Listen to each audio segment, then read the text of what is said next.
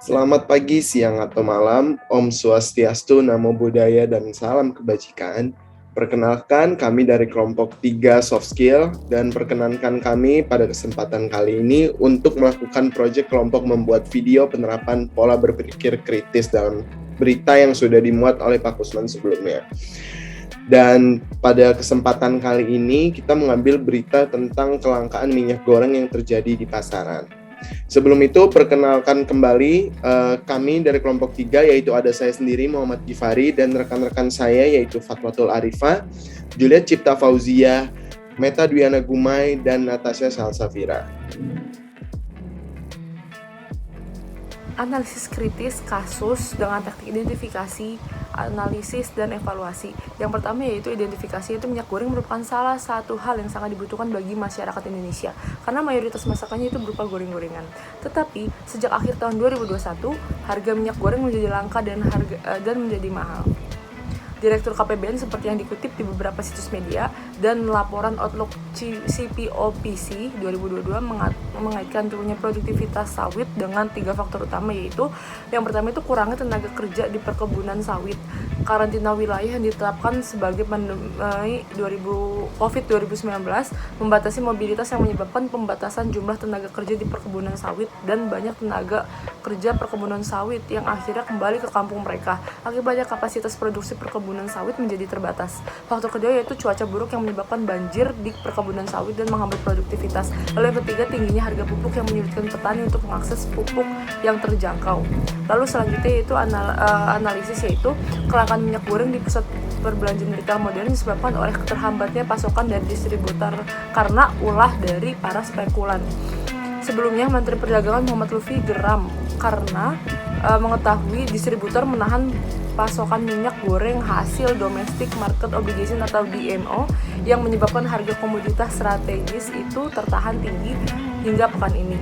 Lutfi itu membeberkan motif menahan pasok itu di latar belakang spekulasi jika pemerintah bakal mencabut ketentuan harga eceran tertinggi yaitu HET minyak goreng akibat harga minyak nabati di pasar dunia yang melonjak sejak awal tahun ini.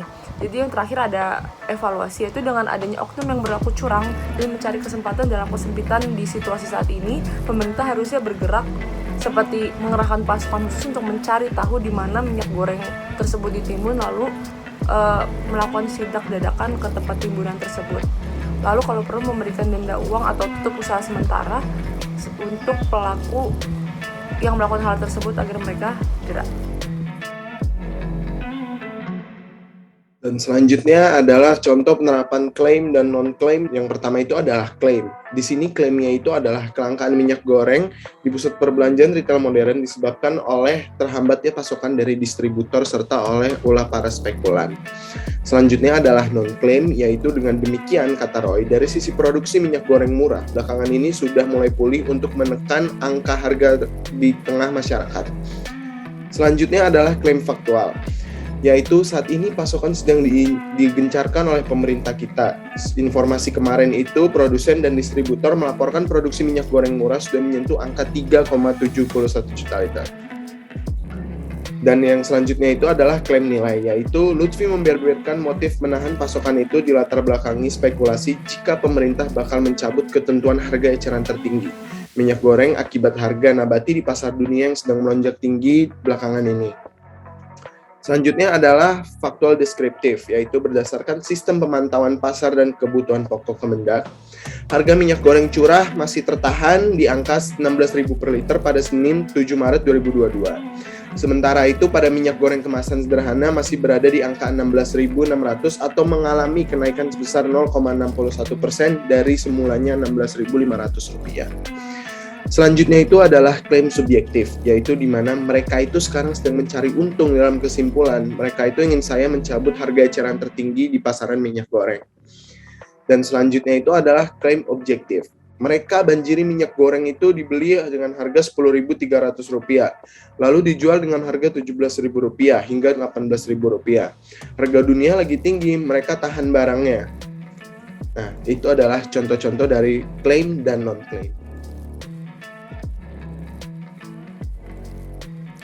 Argumen dalam infografik adalah Kelangkaan minyak goreng yang terjadi di sebagian wilayah Jabodetabek disebabkan karena terhambatnya pasokan distributor minyak serta adanya ulah para spekulan penimbun yang membuat harga minyak melambung tinggi di tengah masyarakat. Distributor minyak mendapati adanya spekulan yang menahan distribusi minyak sejak akhir tahun lalu. Hal ini memicu gejolak masyarakat yang membutuhkan minyak sebagai bahan baku sehari-hari, mengingat sudah mendekati hari raya. Counter argumen dalam infografik adalah asosiasi mengusulkan pemerintah untuk melabeli minyak goreng hasil dari domestic market obligation atau DMO dengan tanda harga eceran tertinggi pada badan kemasan minyak. Langkah ini dilakukan untuk mengurangi praktik penimbunan yang dilakukan oleh distributor nakal. Saat ini, pemerintah terus melakukan upaya untuk menangkap oknum-oknum yang memainkan distribusi minyak demi kepentingan sendiri. Berikut adalah pola deduktif spesifik berdasarkan kasus minyak goreng menjadi langka. Apakah penyebabnya? Yang pertama, premis 1. Jika harga minyak goreng di tengah masyarakat terus meningkat, maka minyak goreng mengalami kelangkaan di sejumlah retail. Premis kedua, harga minyak goreng di tengah masyarakat terus meningkat. Kesimpulannya, maka minyak goreng mengalami kelangkaan di sejumlah retail. Polanya adalah jika P maka Q. Premis kedua, P maka Q. Yang kedua, premis pertama, penyebab kelangkaan minyak goreng adalah keterbatasan pasok atau ulah spekulan. Premis keduanya, penyebab kelangkaan minyak goreng bukanlah keterbatasan pasok. Kesimpulannya, maka penyebab kelangkaan minyak goreng adalah ulah spekulan. Polanya, P atau Q, bukan P maka Q. Yang ketiga, premis pertama, jika minyak goreng diberi label head, maka praktik penimbunan akan berkurang. Premis kedua, minyak goreng diberi label head. Kesimpulannya, jadi praktik penimbunan akan berkurang. Polanya adalah jika P maka Q. Premis kedua, P, kesimpulannya maka Q. Yang keempat, premis pertama, jika pemerintah mencabut label head, maka stok minyak goreng akan melonjak. Premis kedua, jika stok minyak goreng melonjak, maka masyarakat akan mendapatkan harga yang tinggi. Kesimpulannya adalah, jadi jika pemerintah mencabut label head, maka masyarakat akan mendapatkan harga yang tinggi. Polanya adalah, jika P maka Q, jika Q maka R, jadi jika P maka R. Yang kelima, premis pertama, entah distributor menahan atau menimbun pasokan minyak goreng. Premis kedua, jika distributor menahan pasokan minyak goreng, maka kelangkaan akan terjadi. Premis ketiga, sedangkan jika distributor menimbun pasokan minyak goreng, kelangkaan juga akan terjadi. Kesimpulannya adalah, jadi entah menahan atau menimbun pasokan minyak goreng, kelangkaan akan tetap terjadi. Contoh argumen induktif spesifik yang kita bisa ambil dari kasus kelangkaan minyak goreng, yaitu generalisasi kelangkaan minyak goreng terjadi pada wilayah Jabodetabek dan diduga daerah sekitarnya juga mengalami kelangkaan yang sama.